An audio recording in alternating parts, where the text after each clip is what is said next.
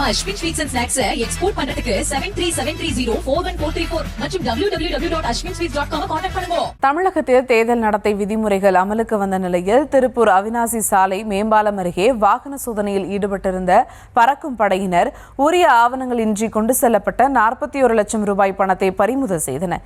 இதுகுறித்த மேலும் விவரங்களோடு இணைகிறார் செய்தியாளர் பூபதி. வணக்கம் பூபதி, விவரங்கள். வணக்கம்.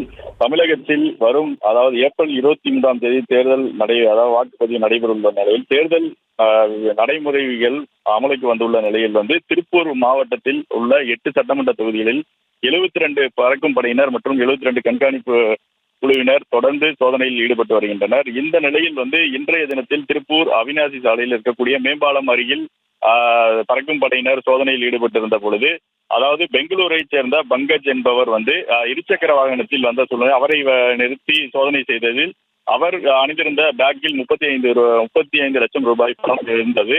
தொடர்ந்து உரிய ஆவணங்கள் இல்லாத சூழ்நிலையில் அந்த பணத்தை பறிமுதல் செய்து தொடர்ந்து விசாரணை நடைபெற்று வருகிறது. அதே போல் திருப்பூர் குமரன் சாலையில் சோதனையில் ஈடுபட்டிருந்த பொழுது அங்கு காரில் வந்தவரிடம் 6 லட்சம் ரூபாய் என மொத்தம் 20 இடங்களில் 41 லட்சம் ரூபாய் பணம் பறிமுதல் செய்யப்பட்டு தற்பொழுது திருப்பூர் மாவட்ட கருவூலத்தில் ஒப்படைக்கப்பட்டுள்ளது. குறிப்பாக பங்கஜ் என்பவர் திருப்பூரில் இருந்து ஃபேப்ரிக் துணிகள் வாங்குவதற்காக பணம் கொண்டு வந்ததாக கூறப்படுகிறது.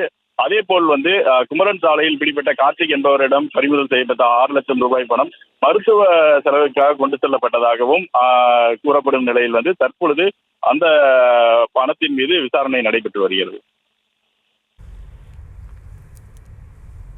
விவரங்களுக்கு நன்றி பூபதி.